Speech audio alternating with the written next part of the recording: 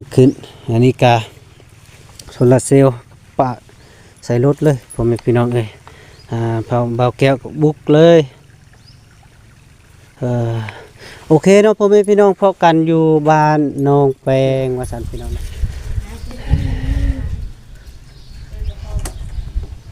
ค่อยๆ เม่นยังอันนี้บ่ผู้บ่นี่มาอันนี้ลุมกันเลยหารถโดยเม่นแล้วอุ้ยหังได้ถือตาเลยหิวรถมีอันเกาะดอกเลยหิวหมดส่งมือเลยโอเคเลยไปขึ้นถึงไปพี่น้องเอ้ยน้องแป้งเพิ่นก็มาหอบเอาแล้วพี่น้องเนาะก็ได้ทางไม่ตู้เพิ่นก็ดังไฟขอบุญจันทร์ขอบุญจันทร์คำบุญเฮืองคำบุญเฮืองแม่อานุ่งแม่อานุ่งคำบุญเฮืองคำบุญเฮืองผู้ที่พากเงินมาผู้ที่พากขึ้นมา50 ดอน50 ดอนซื้อโซลาร์เซลล์มาให้น้องแป้งให้น้องแป้งกับแม่ตู้ก็แม่ตู้จอนี่แหละโดยจำนวนล้านกีบตอนนี้ก็ได้โซลาร์เซลล์แล้วก็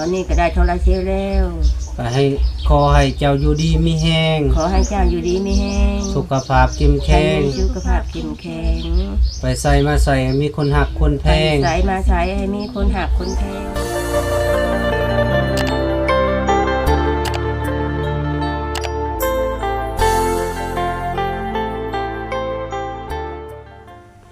ครับทักทายสบายดีและสวัสดีเด้อพ่อแม่พี่น้อง FC เบิร์ดสุขูสุขคนทางฝั่งไทยฝั่งลาวและต่างประเทศนำเด้อเนาะก็ยินดีต้อนรับเข้าสู่ซองของเบาแก้วชาแนลคือเก่าพี่น้องเนาะมื้อนี้กะเบาแก้วกะมาแจ้งข่าวดีและสิเบาแก้วกะมามอบเครื่องให้น้องแปงพี่น้องเอ้ยแล้วก็เครื่องกะโซลาร์เซลล์พี่น้องเอ้ยไฟแสงอาทิตย์ว่าซั่นพี่น้องเนาะทางพ่อแม่ใจบุญเพิ่นฝากเงินมาเนาะพี่น้องก็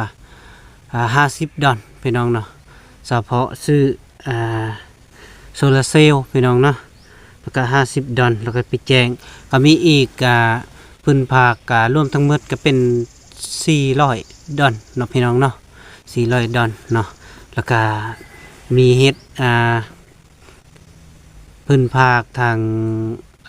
เจาะน้ำพร้อมพี่น้องเอ้ยแล้วก็มีอีกต่างๆพี่น้องก็หลายอย่างอยู่พื้นภาคก็ได้ตอนนี้เบาแก้วก็อยู่หิมห้วยพี่น้องเอ้ยห้วยน้ำพี่น้องหิมแล้วเป็นเสพี่น้องเอ้ยเสกะแม่นห้วยกะแม่นพี่น้องเอ้ยทางนี้ก็ได้ตาพังเนาะทางขึ้นบ้านน้องแปงก็ผู้พี่น้องเอ้ยขึ้นคอยตัวนั้นนะพี่น้องภาคส่วนโซลาร์เซลล์เบาแก้วกะมัดใส่รถคือกันพี่น้องเอ้ยมัดใส่รถใส่ก้นรถคือเก่าพี่น้องเอ้ยกะเฮ็ดคือซื้อตอนเบาแก้วซื้อรถทีบมาให้น้องน้ำเนาะแล้วก็มัดใส่ก้นรถคือเก่าพี่น้องเนาะแล้วก็สำหรับมื้อนี้ก็คือกันพี่น้องเนาะโซลาร์เซลล์มี2 อันพ่อแม่พี่น้องเอ้ยเบาแก้วก็มาแจ้งเนาะแล้วก็มี2 อันแล้วก็ไปมอบเพิ่นเลยพี่น้องเอ้ยจำนวนซื้อกะล้านกีบพี่น้องเอ้ยเพราะว่าอันหนึ่งมันตกอยู่500,000กับ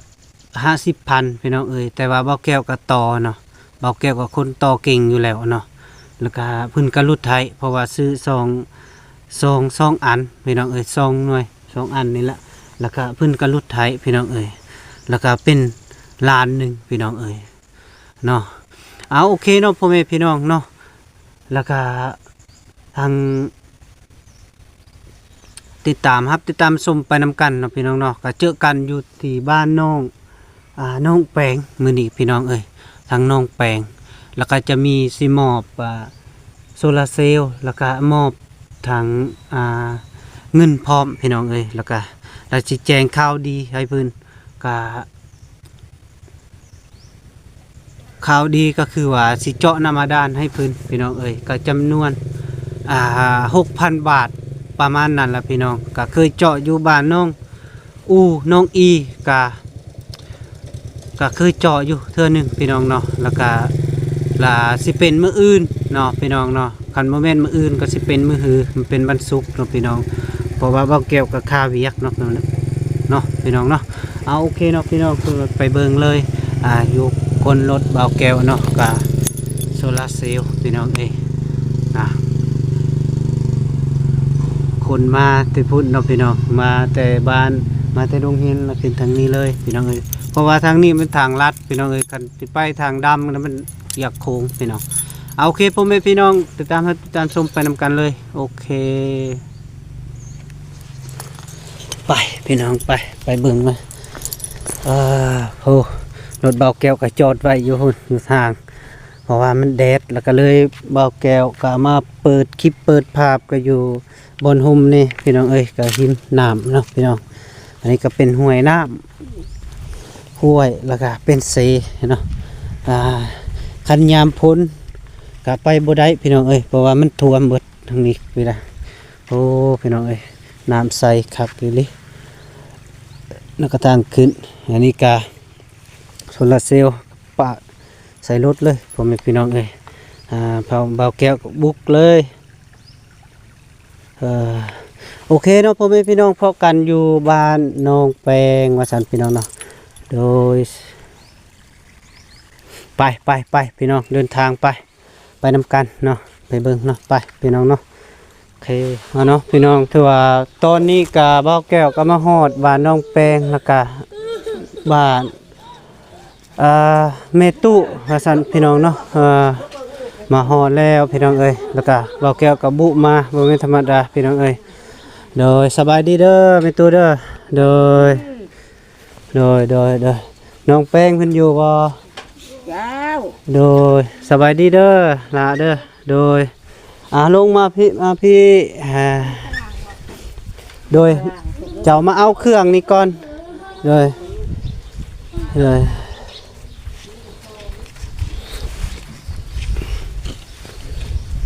มาเลยเอาเครื่อง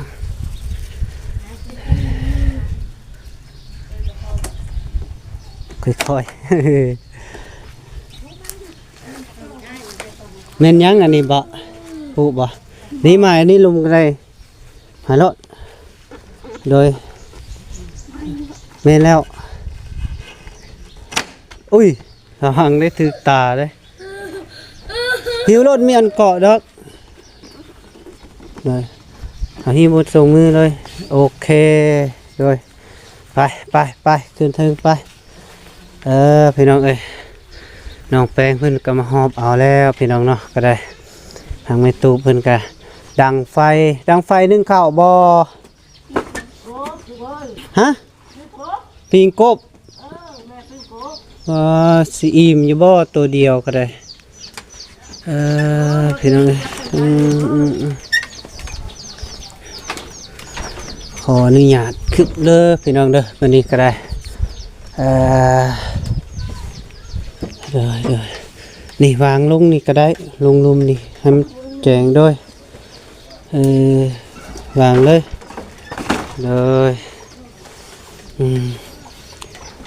ในตู้เจ้าน้อยจิงปิ้งก็ได้ขึ้นมาคุยกันก็ได้เลยโอ้ยมาเบิ่งเฮือนสารของเพิ่นอีกเทื่อนึงพี่น้องเอ้ยก็ได้โอ้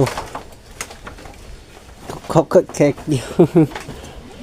บนอยู่บนนอนน้องแป้งกับมีตู้พี่น้องเอ้ยก็ได้โอเค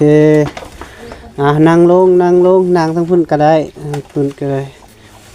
เข้ามาเลยขึ้นมาถึงนี่ก็ได้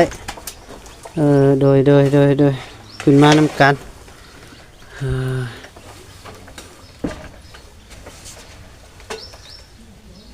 จึ๊บ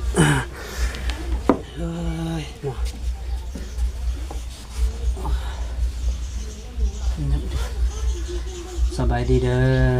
อสบายดีอันนี้แม่นยังแม่ตู้แม่บ่ฮู้ลูกบ่ฮู้แม่บ่เคย อีหล่าฮู้บ่ฮู้ผมไปพี่น้องเพิ่นยังบ่ฮู้เนาะพี่น้อง แล้วแล้วเจ้าสีดาวแม่นหยังอันนี้นะน้ำเอาซื้อมาให้เป็นหยังโอ้เนาะอันนี้แม่นโซลาร์เซลล์ เชื่อละชิว โดยแล้วก็แม่นภายแสงอาทิตย์ก็แม่นเนาะเวลาเฮาตายแล้วมันสีหงอันนี้แม่นข่อยมามอบให้เจ้าเจ้าสองคนอันนี้นะมี2อันแล้วก็ทางผู้ใหญ่ใจดีเพิ่นฝากเงินมาให้ก็$50เพิ่นให้ซื้อมาให้เจ้าแล้วก็เพิ่นอยากให้ตังค์อยู่เทิงนี่อันหนึงแล้วก็อยู่ลุ่มอีกอันหนึงเด้อ เจ้า โดย$50มันถึกอยู่เงินกีบก็ล้านหนึงก็ค่อยซื้อแล้วก็อันหนึงมันถึกอยู่550,000แต่ว่าค่อยต่อนำเพิ่น เจ้า แล้วได้เป็น500,000และ2อันเป็นล้านหนึงพ่อแม่พี่น้องเอ้ยมาแจงเลยเดี๋ยวนี้ก็ได้พ่อแม่พี่น้องฮักเบาแก้วก็เดินทางมากะไกลพี่น้องเอ้ยแล้วก็มาฮอดแล้วก็ไม่ตู้เพิ่นยังบ่ฮู้เนาะ กับวิธีใส่หยังก็คือเพิ่นก็ยังบ่ทันฮู้เคยเห็นอยู่บ่แม่ตู้ บ่เคยลูกเลยแม่บ่ อีลาก็ยังบ่เคยเห็นบ่ ยังมันเป็นวันใดแม่ก็ โดยเดี๋ยวอันนะว่าสิเปิดให้เบิ่งเด้อ เจ้า นี่ก็เป็นแบบนี้เนาะเบิ่งก็ได้นี่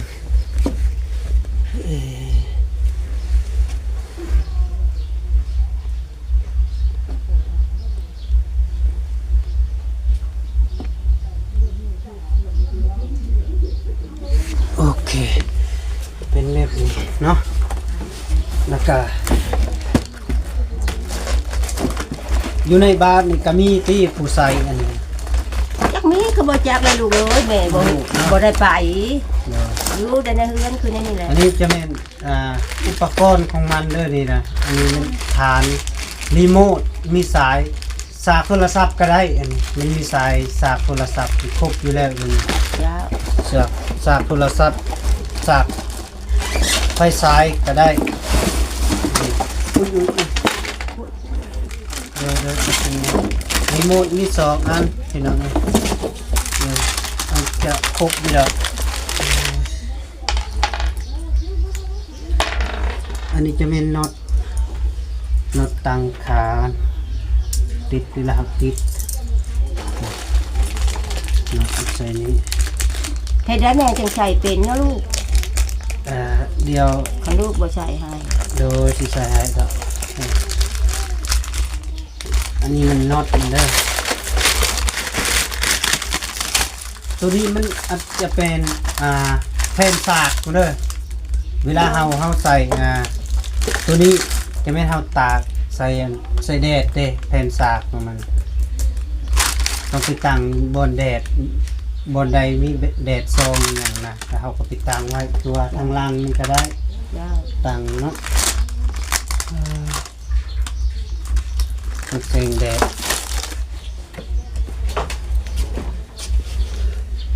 ร้อน เดี๋ยว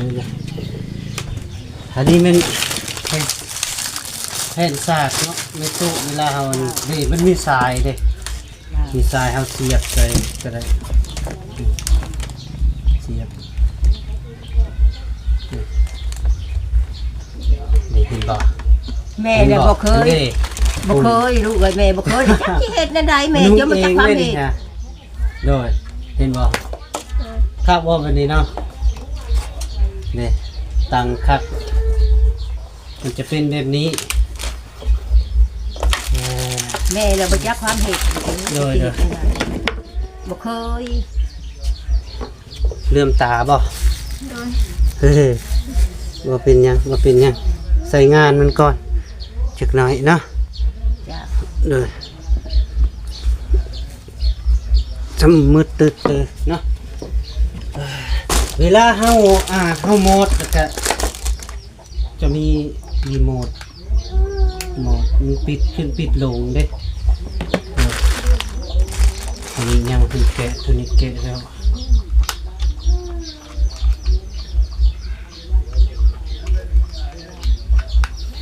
เวลาเฮาโหมดเด้อรีบตัวปุ่มสีแดง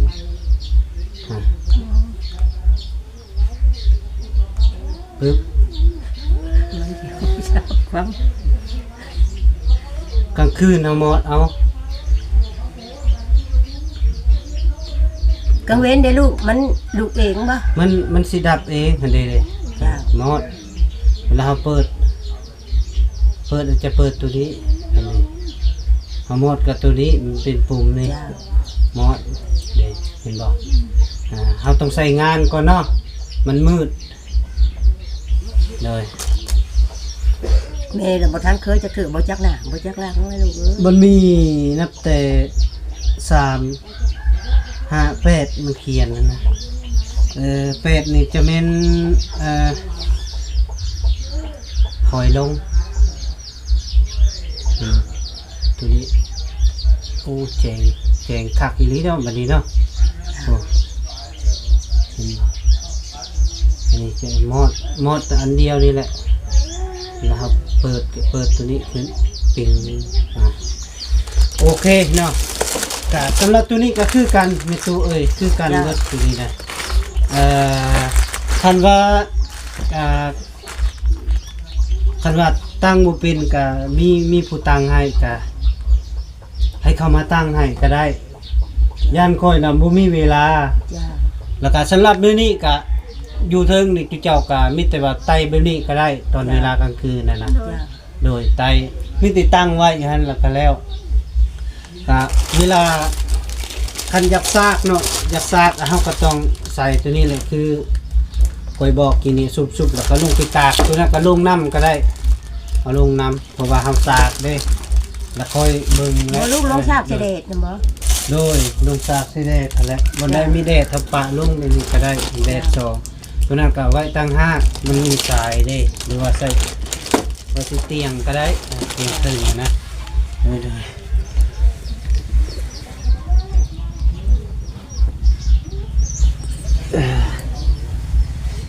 เอาโมโหพี่มากินก็ได้อันนี้พื้นผักมาติพุ่นแล้วก็คือน้าบ่าวว่าแล้วก็รวมทั้งหมดก็ล้านหนึ่งเนาะรวมซื้ออันนี้นะแล้วก็เป็นเงินดอนก็50 ดอน จ้า โดย50 ดอนให้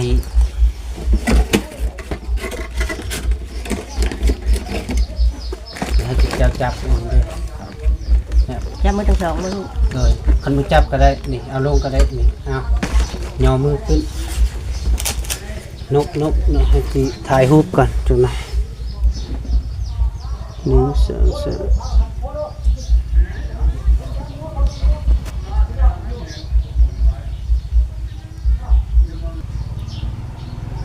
โอเคได้แล้ว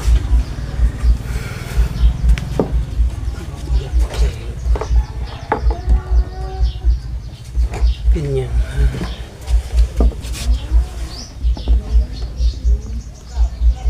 จำกลางคืนเนาะ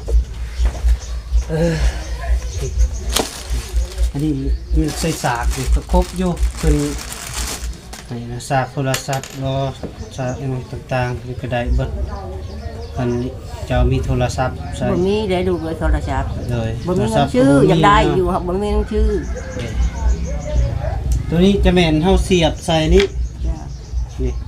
มันมี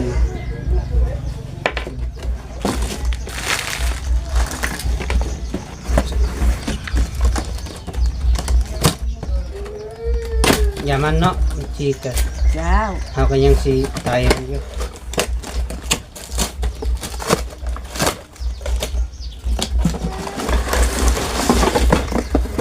เลย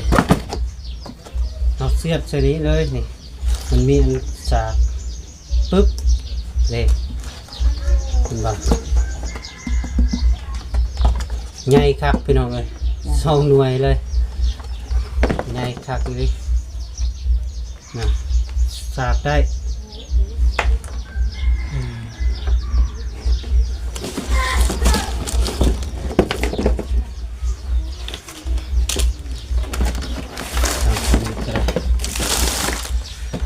เอาจะไข่เมตุกับอีลาอวยพรเพิ่นแน่นะผู้ที่ซื้อพาเงินมาให้ ซื้อโซลาร์เซลล์มาให้แต่เจ้านี่นะแล้วก็จำนวนก็50 ดอลเนาะก็ยังมีอีกข่าวดีอยู่เจ้าก็ยังหลายอยู่โดยมีแต่ว่าตัวนี้มาก่อนมาสั้นๆก็อวยพรเพิ่นแน่ ขอบใจหลายๆเด้อ พอพอบุญจันทร์ ขอบคุณจัน ขอบใจหลายๆให้ลูกอยู่ดีมีแรงลูก โดย ให้มีสุขภาพเข้มแข็งเด้อลูกเด้อ พอบุญจันทร์ว่ะ พอบุญจันทร์เอ้ย พอบุญจันทร์ค ชื่อเสียงเรียงน้ำดุงดังไปเมื่อหน้าเด้อลูกหลานเด้อ ำโดยไอ้แม่อันพังเด้อพังลูกว่าวก่อนพอบุญจันทร์ พอบุญจันทร์ คำบุญเฮือง คำบุญเฮือง แม่อานง แม่อานง คำบุญเฮือง คำบุญเฮือง ผู้ที่พากเงิน ลู มาก ที่ฝากขึ้นมา 50 ดอล 50 ดอล ซื้อโซลาร์เซลล์ ชื่อโซลาร์เซลล์ มาให้ มาให้ลูก น้องแป้ง มาให้น้องแป้ง กับแม่ตู้ ก็แม่ตู้จอนนี่แหละ โดยจำนวนล้านกีบ จำนวนล้านกีบ ตอนนี้ก็ได้โซลาร์เซลล์แล้ว ตอนนี้ก็ได้โซลาร์เซลล์แล้ว ก็ให้ขอให้เจ้าอยู่ดีมีแห้ง ขอให้เจ้าอยู่ดีมีแห้ง สุขภาพเข้ม ให้ แข็ง มีสุขภาพเข้มแข็ง ไปใส่มาใส่มีคนหักคนแพง ใส่มาใส่ให้มีคนหักคนแพงแกลูก ขอให้เจ้าอายุมันคนยืน ขอให้อายุหมันขวัญยืน สาธุ สาธุ โอ้ยเจ้าอวยพรต่อเลย ให้ แบบนี้ ให้หมันคงขนมแก่นเด้อลูกเอ้ยให้เป็นห่มโพห่มไซให้แม่เด้อลูกเอ้ยให้อยู่ดีมีแห้งให้มีชื่อเชียงเรียงน้ำดุงดังไปเมื่อหน้าเด้อลูกเด้อแม่ก็บ่มีคำบ่หลาย โด ลูก ย หลาน สาธุอันนี้จะแม่นมันเป็นโซลาร์เซลล์แล้วก็มีแต่ว่าคันว่าตังบ่ได้ก็เฮ็ดจะได้บ่ได้ดอกแม่ดีใจบ่เพิ่นพากเงินมาให้ได้ซื้อโซลาร์เซลล์ โอ้ยแม่น่ะดีใจลูกเอ้ย เป็นไงได้ แม่ น้อง เราอ แป ยู่ ง มืด ดีใจคือกัน ดีใจคือกันโดยมีหยังเจ้าภาคบอกเพิ่นแหน่จักหน่อยก็ได้จัก2-3 คำฝากบอกเพิ่นแหน่ผู้ใหญ่ใจบุญผู้ฝากเงินมาให้เจ้าเพิ่นดูต้นสงสารเจ้า มีหยังขอบใจหลายๆอยู่ดีมีแฮง โดยนกมือเวลาเว้าโดย มีหยังกันสิ่งที่บ่มีหั่นแหละลูกอะ โดย สิได้บ่มีเนี่ยได้บ่มีแล้วก็ลูกหากก็อยากได้โทรศัพท์หากบ่มีเงินชื่อเดี๋ยวนี้นะเออ โทรศัพท์เนาะโดยตัวนี้ก็ยังว่าบ่ได้เราไม่ตูก็แล้วแต่เพิ่นตัวนี้ก็ได้ก็ตามเพิ่นมีอะไรเพิ่นสนองตัวใดก็เอาเท่านั้นนะเนาะคือสมุดโซลาร์เซลล์นี่ก็บ่ได้เพิ่นก็บ่ได้ซื้อรุ่นน้อยเพิ่นก็ให้ซื้อรุ่นใหญ่ราคาเพิ่นก็ถามน้าบ่าวคือกันเนาะ จ้ะ เพิ่นว่าโซลาร์เซลล์เนี่ยเพิ่นขายเท่าใดเพิ่นนี่นะบ่าวก็ว่า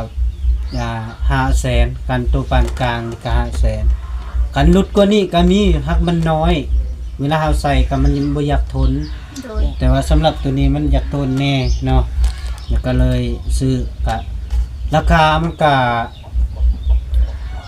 550,000พุ่นแหละแต่ว่าเฮาก็ต่อแน่เพราะว่าเฮาก็ซื้อซองอันหรือว่าซองแผ่นมาสั่นก็ได้ แล้วก็เลยเฮาก็เพิ่นก็ลดให้เป็นล้านกีบว่าซั่นก็โดย แต่ว่าก็ขอโทษขอไปเวลาเฮาไปซื้อแล้วเฮาบ่ได้ถ่ายคลิปถ่ายหยังก็เฮาก็เวลาก็บ่มีแน่ก็บ่มีผู้จับกล้องให้อะนะก็คนก็ผู้เดียวอะนะเวลาไปก็ลำบากแน่ เจ้า ก็เลยบ่ได้ถ่ายเนาะแล้วก็มีแต่ว่าซื้อก็ซื้อแล้วก็เฮาก็มามอบให้ฮอดเฮือนฮอดศาลทันทีก็มันก็ได้ทางที่เจ้าก็นี่ก็ได้อยู่แจ้งอยู่หุ่งแล้วบัดนี้เนาะ เจ้า เลยแล้วก็มี มันก็หุ่นเลยลูกแม่มีไฟเลย เลยมีไฟแล้วก็มีแต่ว่ารักษาเฮ็ดได้ก็เพื่อสิได้ก็บ่แม่นง่ายอันนี้ก็เพิ่นก็ช่วยเหลือก็เพิ่นก็ทางผู้ใหญ่ใจบุญเพิ่นแหละเพิ่นก็ช่วยเหลือซำนี้มีซำนี้เฮาก็เอาซำนี้ก่อนเนาะเพิ่นก็ยังมี รวมทั้งหมดเพิ่นพาเงินมาก็400ดอล400ดอลก็มีหลายอย่างเด้เพิ่นจะเฮ็ดอะนะ โดย แล้วก็จุเจ้าก็อาจสิได้1 2มาน้ำก็เพิ่นก็สิเจาะให้อยู่เนาะแล้วก็มีหยังก็รักษาในเมื่อเพิ่นซื้อมาให้แล้วรักษามีหยังก็บ่ให้ป้าให้ทิ่มและจะน้อยแบะเหยียบบ่หยังมันแตกต่างๆเพื่อสิได้บ่แม่นง่ายได้นี่นะ เจ้า โดย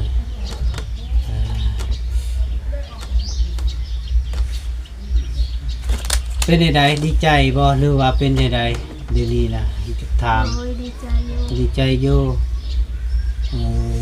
เนาะ